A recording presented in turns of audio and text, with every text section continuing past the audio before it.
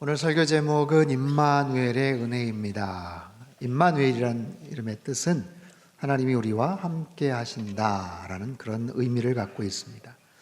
이제 곧 성탄절이 됩니다. 성탄절을 한마디로 말하면 하나님이 인간이 되신 날, 하나님이 인간이 되셔서 이 땅에 찾아오신 날, 그렇게 규정할 수가 있을 겁니다. 무엇이 된다라는 것은 쉬운 일이 아니죠. 최근 유튜브에 인기 있는 프로그램들이 있습니다. 아마 많이들 보셨겠는데 큰 화제가 되고 있는 펭수라는 캐릭터가 있죠. 또 워크맨이라는 프로가 있습니다. 조회수가 자그마치 몇백만 명, 심지어는 1000만 회가 넘을 정도로 굉장히 인기가 있는 프로그램들입니다. 키가 2m가 되는 남극의 펭귄, 인형탈을 쓴 펭수가 어떤 자리에 찾아가서 여러 가지 역할들을 하는 에피소드들을 소개합니다. 워크맨의 장성규 씨는 다양한 일을 아르바이트를 하면서 그에 따른 여러 해프닝들을 담고 있죠. 어떤 자리에 가서 새로운 모습이 되어서 새로운 일들을 한다는 것은 그것이 낮은 자리든 높은 자리든 절대로 쉬운 일은 아니에요.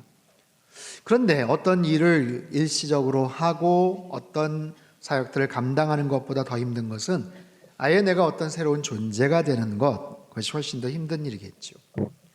성탄절은 하나님이 인간이 되신 그런 날입니다. 임마누엘 되기 위해서 찾아오신 날, 여기에 담긴 영적인 의미와 교훈들을 함께 살펴보려고 합니다. 첫 번째는 찾아오심입니다. 18절부터 20절까지 말씀을 우리 같이 한번 읽어보도록 하겠습니다. 시작. 예수 그리스도의 나심은 이러하니라. 그의 어머니 마리아가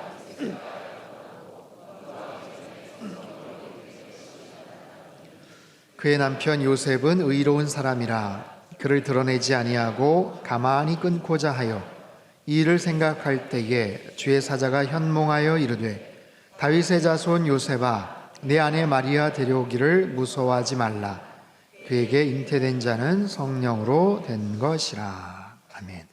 자, 성경은 말합니다. 예수 그리스도의 나심은 이러하니라. 예수 그리스도, 이예수 그리스도. 예수라는 이름의 뜻은 여호와는 구원이시다. 여호와가 구원하신다. 자기 백성을 그 죄에서 구원할 자, 그런 뜻을 갖고 있어요. 그리스도라는 것은 하나의 어떤 직함, 역할이죠. 기름 부음을 받은 자, 구약의 메시아라는 의미입니다. 구약에서 왕이나 제사장이나 선지자에게 부여된 아주 특별한 그런 역할, 그런 특별한 역할과 직분을 가진 자기 백성을 죄에서 구원할 자, 그분이 바로 예수 그리스도, 구원자이시고 하나님의 아들이시죠. 그런 분이 이 땅에 오셨어요. 왜냐하면 자기 백성을 구원하시려고. 죄를 지을 수밖에 없는 존재, 죄로 인해서 죽을 수밖에 없는 존재, 죽음 이후에 심판을 받을 수밖에 없는 그런 존재들을 구하시기 위해서 그 죄와 죽음의 문제를 단번에 영원토록 해결하시기 위해서 이 땅에 친히 찾아오셨죠. 머나먼 하늘 높고 높은 보좌 위에서 그냥 말씀하신 게 아니에요. 얘들아 너희들 그렇게 살면 큰일 난다, 나중에 혼난다, 이렇게 경고하신 게 아니고 직접 찾아오셨어요. 어떻게? 그리고 누구에게 오셨는가? 요셉과 마리아를 통해서 이 땅에 오시죠. 요셉과 마리아, 이 사람은 무명의 사람들, 아주 평범한 그런 사람들이에요. 하지만 그렇다고 아무렇게나 선택하신 것은 아니죠. 오늘 본문 이전에는 마태복음 1장 1절서부터 17절까지 그 유명한 족보 이야기가 소개가 됩니다. 아브라함과 다윗의 자손 예수 그리스도의 세계라, 아주 구체적이고 복잡스러운 다윗 왕족의 계보가 소개되죠. 그것을 밝히고 있는 아주 중요한 이유는 이 요셉이라는 사람이 그 믿음의 가계, 왕족의 혈통의 후손이었음을 알려주고 있어요. 하지만 왕족 혈통을 가졌지만 지금은 지극히 가난하고 평범한 한 남성, 그의 아내들 마리아는 지극히 평범한 시골의 한 처녀. 이 두 사람이 어떻게 만나서 결혼을 약속했는지는 알 수가 없지만 어쨌든 예수님이 둘의 관계를 통해서 이 땅에 태어나시죠. 요셉이 그의 신분이 왕족이라는 것, 마리아는 아주 특별한 순종적 믿음을 가진 것 외에는 뭐 특별한 게 없는, 하지만 이 둘의 관계를 통해서 하나님은 예수님을 이 땅에 보내셔요. 모든 것을 다 준비하시고 계획하셔서 이 땅에 보내시지만 결정적인 고비가 있었죠. 왜냐하면 요셉은 약혼녀 마리아가 임신한 사실을 알았기 때문입니다. 자신이 약혼한 여자가 아직 첫날 밤도 보내지 않았는데 배가 불러오고 누군가의 아이를 가졌다라는 것을 알면 세상에 어떤 남자가 가만히 있겠습니까? 근데 성경은 말합니다. 그가 가만히 끊고자 해요. 왜냐하면 요셉은 의로운 사람이었기 때문에. 가만히 끊는다는 것은 조용히 그냥 파혼을 하겠다라는 거예요. 보통 사람 같으면 동네방네 소문을 내면서 난리를 칠 수 있어요. 마리아에게 네가 어떻게 그럴 수 있어 하면서 고래고래 소리를 칠 수 있어요. 예비신랑으로서 당연히 그 분노와 충격과 속상함을 얼마든지 표현할 수 있죠. 그래서 심한 경우 마리아는, 메시아를 잉태했던 마리아는 돌에 맞아서 죽을 수도 있고요. 아무리 좋게 끝난다고 해도 예수님은 아브라함, 다윗의 자손, 유다 지파의 자손, 왕족의 후예와는 아무런 상관이 없는 그저 미혼모 가정에서 태어난, 정말 아버지가 누구인지도 알 수 없는 정말 황당한 아이로 태어날 그런 운명에 처해 있었죠.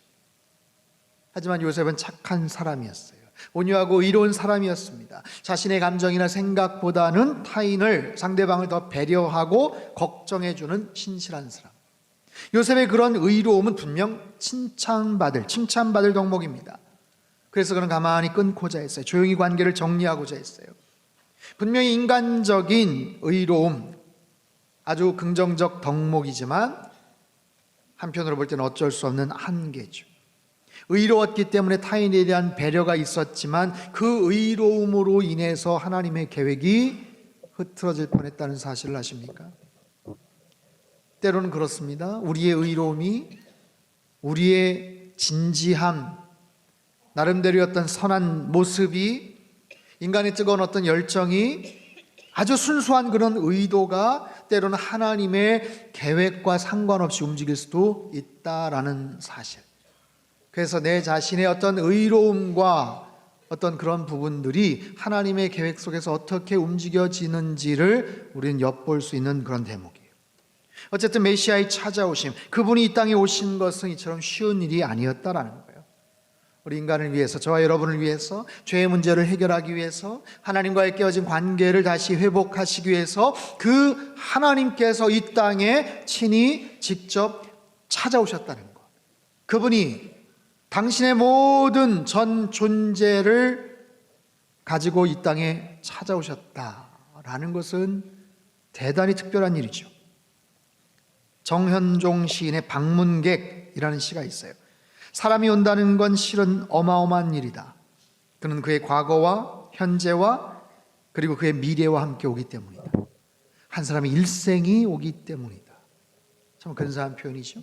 한 사람이 온다는 것, 한 사람을 만난다는 것은 단순한 일이 아니에요. 그의 전 과거와 현재와 앞으로 살아갈 모든 미래가 한꺼번에 온다는 것이고 만난다는 것이다. 여러분, 성탄절은 하나님이 인간이 되신 날입니다. 하나님께서 이 땅에 오신 날입니다. 그분의 모든 능력과 그분이 가진 모든 권세와 그분의 모든 주권과 그분의 모든 사랑하심, 충만한 계획과 그 모든 것을 가지고 이 땅에 찾아오신 날, 저와 여러분에게 만나기 위해서 찾아오신 날, 여러분, 그분이 이 땅에 오심이 얼마나 놀라운 축복이고 특별한 은혜인지를 여러분 기억하시기를 바랍니다. 두 번째는요, 낮아지심입니다. 21절 말씀을 우리 같이 한번 읽겠습니다. 시작. 아들을 낳으리니 이름을 예수라 하라. 이는 그가 자기 백성을 그들의 죄에서 구원할 자이심이라 하니라. 아들을 낳으리니 이름을 예수라 하라. 하나님이 이 땅에 오셨는데 아기의 모습으로 오셨어요. 작고 연약한 아기의 모습, 인간의 모습으로 오셨는데 하필 아기의 모습, 권세 있는 왕도 아니고 힘 있는 장군도 아니고 특별한 똑똑한 현자도 아니고 아기의 모습으로 이 땅에 오셨다. 하나님께서 인간의 형체를 가지고 인간의 형상의 모습을 입고 이 땅에 오신 것도 황송한데 그것도 가장 작고 보잘것없는 아기의 모습. 얼마나 낮아지신 걸까요? 얼마나 겸손하신 그런 모습일까요? 여러분, 우린 살아가면서 그렇게 못하죠. 조금만 자존심이 상해도, 내가 가진 것이 조금만 깎여지거나 누군가에게 공격을 당하는 것 같아도 우리는 화가 납니다. 상대방을 찾아가서 노발대발 화를 내고 전화를 걸고 만나자고 하고 그런 거예요. 여러분, 어디까지 참아보셨습니까? 어느 만큼 낮아져 보셨습니까? 물론 어쩔 수 없는 상황에서 그럴 수 있는 그런 경험들 있을 거예요. 남자분들 군대에서, 여자분들 시집살이 초반에, 아니면 직장 초년병 시절에 그런 일들을 아마 겪으셨을지도 몰라요. 하지만 요즘은 회사에서 상사에게 대놓고 모욕을 당하거나 군대에서 아니면 고참에게 매맞고 망신과 굴욕을 당한 일들이 과거와는 좀 많이 사라지기는 했죠. 제가 웬만해서는 군대 이야기를 잘 안 하는데, 정말 웬만해서는 군대 이야기를 잘 안 하는데 한번 말씀을 드리겠습니다. 저는 공군 작전사령부에서 제가 근무를 했습니다. 공군 작전사령부 본부중대 방위병으로. 네. 아니, 왜 그렇게 웃으시죠? 네, 굉장히 이건 중요한, 왜냐하면 작전사령부 내에서 이제는 말할 수 있는 제가 맡았던 아주 중요한 업무 중에 하나가, 굉장히 중요한 업무 중에 하나가 새벽에 출근할 때 각 작전사령부 사무실에 신문을 배달하는 그런 일이었어요. 신문. 여러분, 이게 얼마나 중요한 일인데 웃으세요. 그래서 출근할 때 아무튼 신문을 한 보따리를 안고 들어갑니다. 그 사무실 수십 개의 어느 사무실에 무슨 신문 몇 부, 조선일보, 중앙일보, 경향신문, 한겨레, 아무튼 그 부수가 다 달라요. 그걸 이제 본부장대 막내가 담당을 해야 되는데, 나중엔 좀 익숙해졌지만 처음에 굉장히 어렵더라고요. 아무튼 큰 미션을 갖고 아주 중요한 책임의식, 사명감을 갖고 아무튼 했는데도 틀리는 거예요. 사무실이 바뀌거나 아니면 그 개수가 좀 틀리거나 그러면 출근해서 이제 본부중대로 득달같이 전화가 옵니다. 방위병 이 신문 찾아와 빨리. 그러면 혼나는 거죠. 그날 이제 혼나는 거예요. 그렇게 펑크가 나서 혼이 나는데, 특별히 누구한테 혼났나? 제 고창. 그것도 한 달 먼저 들어온 제 고창. 2살 어린 한 달 먼저 들어온 고창. 지는 한 달 하다가 제가 와서 안 하게 됐거든요. 자기도 잘 못했는데, 아무튼 그걸 못한다고 얼마나 혼을 내고 아무튼 욕을 하는지. 제가 살아오면서 한 몇 개월 하다가 아무튼 저도 물려줬는데, 참 적지 않게 욕을 먹고 혼났던 참 그런 기억이 있습니다. 물론 제가 잘못해서 실수를 해서 그랬던 일이긴 하지만, 그럼에도 불구하고 어쨌든 기분은 언짢더라고요. 여러분, 우리 살면서 이런 일들을 경험을 하죠. 누군가에게 혼이 나거나 언어폭력을 당하거나, 아니면 어떤 공동체에서 왕따를 당하거나, 신체적인 어떤 위해를 당한다거나, 그런 여러 가지 상황들 속에서 속이 상하고 자존심에 상처도 입고 분명히 힘든 그런 일들을 우리는 겪게 돼요. 여러분, 우리 예수님은 어떠셨을까요? 아기의 모습으로 이 땅에 오신 예수님, 그분이 어디에 누이셨는지 잘 아시죠? 누가복음 2장 7절에 보면 첫 아들을 낳아 강보로 싸서 구유에 누였으니 이는 여관에 있을 곳이 없습니다. 구유, 헬라어 파트네라는 단어는 우리가 알고 있는 가축의 먹이를 넣어주는 여물통이에요. 당시 팔레스틴의 작은 가옥은 하나의 큰 방 안에 약간 도드라진 부분과 낮은 부분이 있는데, 그 낮은 부분에서 가축을 같이 키우기도 했다는 거예요. 그래서 그곳에 돌로 다듬은 여물통이 있었대요. 아니면 좀 큰 집에는 마구간이 사람 거주하는 공간과 떨어져 있었겠죠. 어찌 됐든 아기로 이 땅에 태어나셔서 이 땅에 오신 그 하나님이 구유에 누이셨다라는 사실. 여러분, 어렸을 때 혹시 그런 경험 있으세요? 그때 상황이 너무 힘들어서 어려워서 나도 구유에 좀 잠깐이나마 누웠던 적 있다? 본인은 기억을 못 하시겠지만 나중에 부모님은 그때 진짜 힘들어서 잠깐 한 1분? 10분? 포대기 하다가 그런 적 없죠. 거의 그런 경험이 없어요. 여러분, 예수님의 십자가 사건, 죽음에 대한 부분들 참 고통이고 속상하고 아픔이지만 예수님의 탄생에 대한 부분도 우리가 묵상하고 바라보면 애틋하고 안타까운 장면들이 있어요. 하나님이 이 땅에 오시는데 아기의 모습으로 이 땅에 오시는 거예요. 자, 아기로 오셨다고 하더라도 뭐 명망 있는 권세자의 집안이나 구중궁궐 같은 그런 특별한 곳에서 태어나실 수도 있지 않겠습니까? 하지만 마침 가난하고 어떻게 보면 별 볼 일 없는, 주목받지 못하는 요셉과 마리아에게 또 가장 힘들고 어려운 상황 속에서 작고 연약한 아기의 모습으로 이 땅에 오신 주님, 가장 낮은 모습으로, 가장 겸손한 모습으로 이 땅에 오신 분, 세상에 가장 강하신 분이 가장 약한 존재가 되셨어요. 가장 크신 분이 가장 작은 존재가 되셨어요. 우주 만물에서 가장 능력이 많으신 분이 아무것도 할 수 없는 연약한 아기의 모습으로 이 땅에 오셨어요. 갓난 아기들 생각해 보십시오. 할 수 있는 게 아무것도 없습니다. 먹는 것, 자는 것, 심지어는 잠자는 것조차도 때론 누군가에게 도움을 받아야만 하는 그런 아기의 모습. 제임스 패커라는 유명한 영성신학자가 이렇게 표현을 합니다. 하나님이 인간이 되셨고 신의 아들이 유대인이 되셨다. 전능자가 무력한 인간 아기로 지상에 나타나셨다. 할 줄 아는 일이라고는 누워서 말똥말똥 바라보며 꼼지락거리고 소리를 내는 것뿐이었다. 다른 모든 아이처럼 누가 먹여주고 기저귀를 갈아주고 말을 가르쳐야 했다. 하나님의 아들이 실제로 유아가 되셨다. 생각할수록 머리가 아찔해진다. 그 어떤 픽션에도 이 성육신의 진리만큼 기상천외한 요소는 없다. 왜 이렇게 하셨을까요? 이렇게 낮아지신 이유가 뭘까요? 그래야 우리가 그분을 만날 수 있기 때문에 그래요. 그래야 우리가 그분을 찾아갈 수 있기 때문에 그렇고, 우리에게 영원한 생명을 얻을 수 있기 때문에 그렇습니다.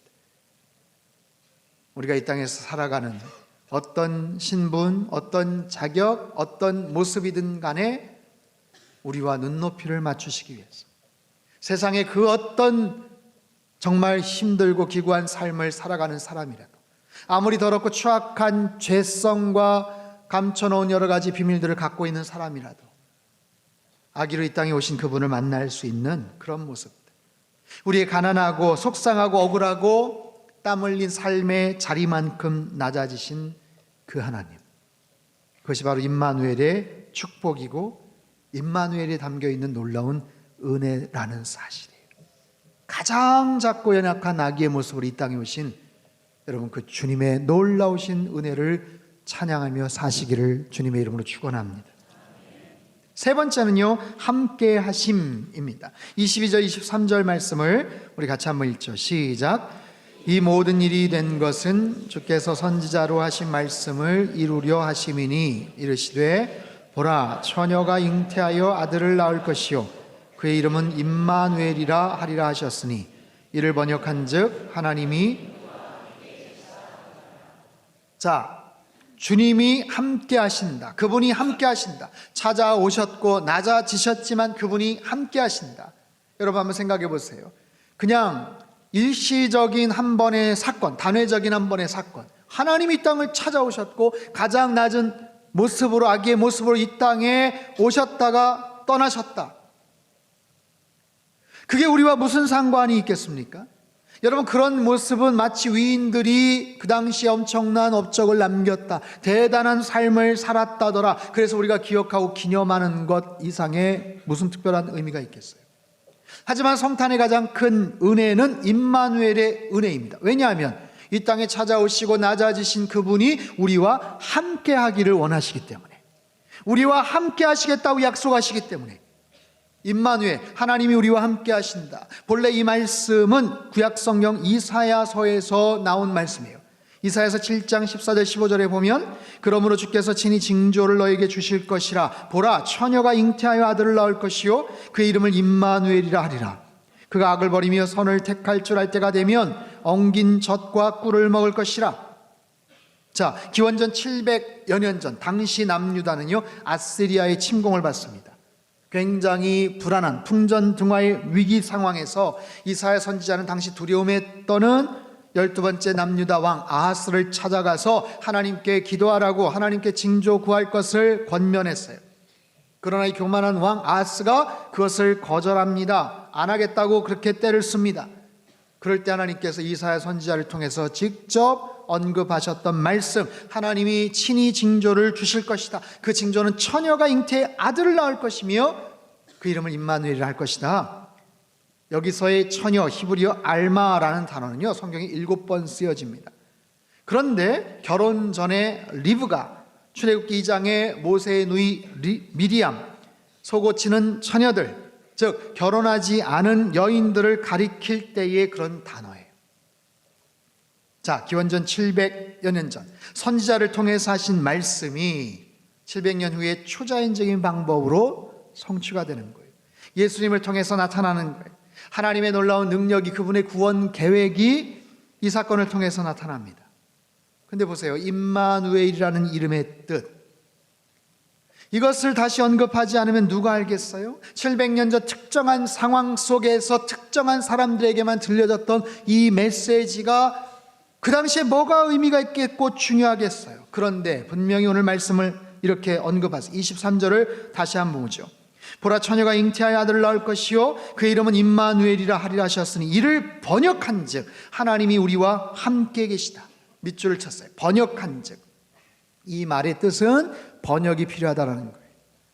임마누엘이라는 이 개념, 이 단어는 번역을 하지 않으면 사람들이 모를 수 있는 그런 개념이다라는 거예요. 즉 구약에서 특별한 상황과 시대 속에서 히브리어로 쓰여졌던 그 말이 너무너무 중요하기 때문에 번역이 필요한 말, 즉 하나님이 우리와 함께 하신다라는 이 말씀은 기원전 700여 년의 특별한 상황, 특별한 사람들에게만 들려져야 될 메시지가 아니라 예수님 그 당시에도 모든 사람들이 알아야 될 너무나도 중요한 말씀, 가고 오는 세대의 모든 하나님의 사람들이 분명히 기억해야 될 그런 말씀이다라는 거죠.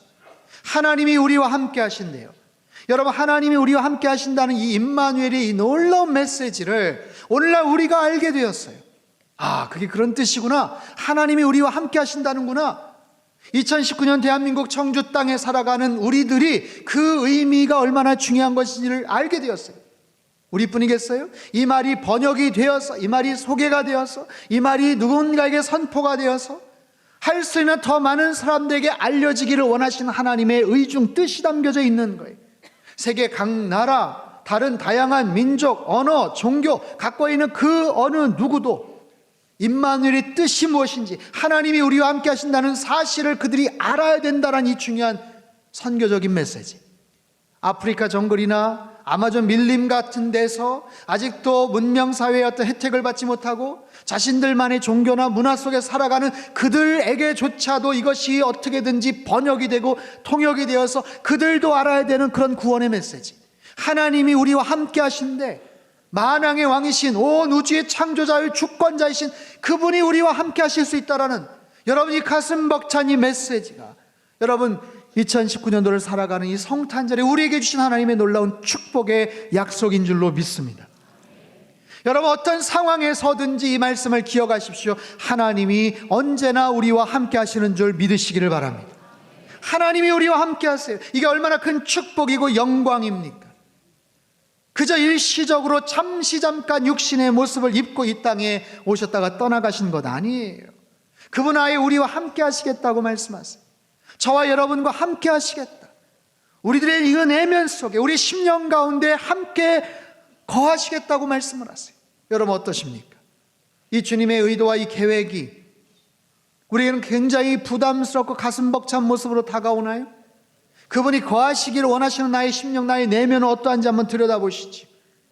여러분 심령이 잘 정돈되어 있습니까? 내 내면이 주님을 받아들일 만큼 따뜻하고 평온하고 안정된 그런 모습입니까? 적어도 2000년 전 추위에 떠시며 방을 준비 못하셔서 구유로 내몰리셨던 그것보다는 좋아야 될 거 아니에요. 여유가 있고 넉넉하고 인심이 좋고 따뜻하고 배려심이 있고 부드러운 그런 심령을 갖고 계시느냐라는 거예요. 그렇게 따지고 물어볼 때 사실 자신이 없어요. 부끄럽기만 합니다. 솔직하게 우리의 내면은 얼마나 불안정하고 울퉁불퉁합니까?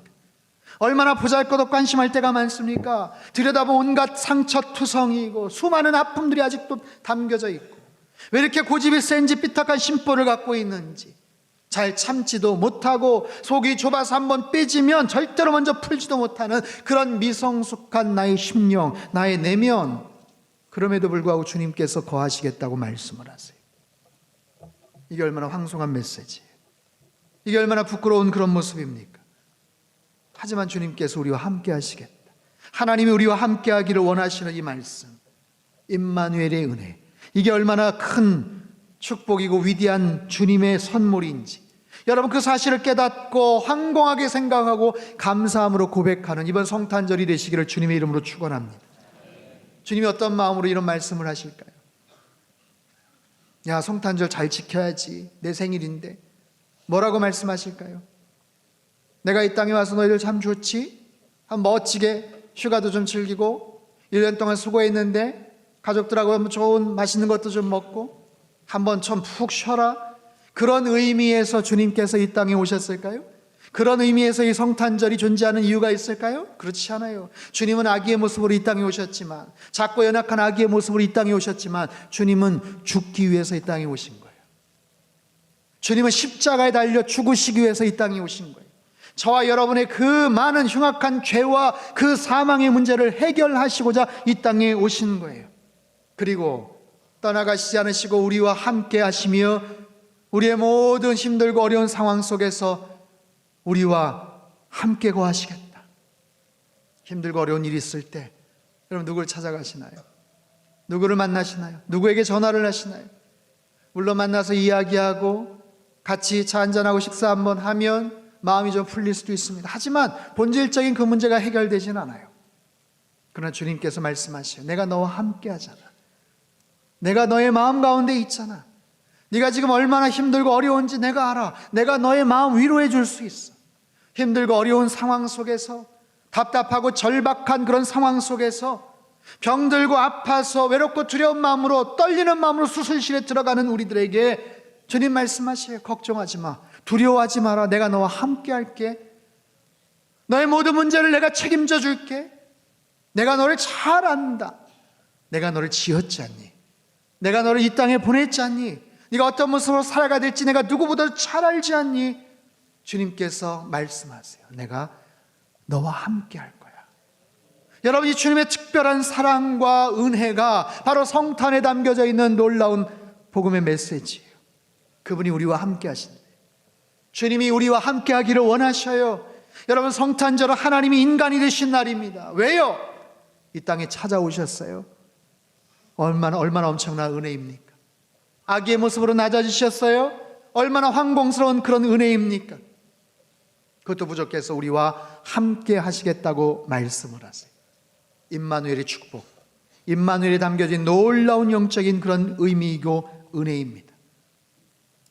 이번 성탄절 여러분 어디에 관심을 갖고 계시나요? 해마다 찾아오는 성탄의 의미 말 안 해도 이미 다 기본적으로 안다고 생각을 하지만, 주님께서 우리에게 찾아오셔서 우리와 영원히 함께하기를 원하시는 그 놀라운 주님의 그 마음을 여러분 헤아리시고 임마누엘의 놀라운 은혜와 축복을 다시 한번 뜨겁게 경험하시는 2019년 성탄절 되시기를 주님의 이름으로 축원합니다. 우리 한번 기도하겠습니다.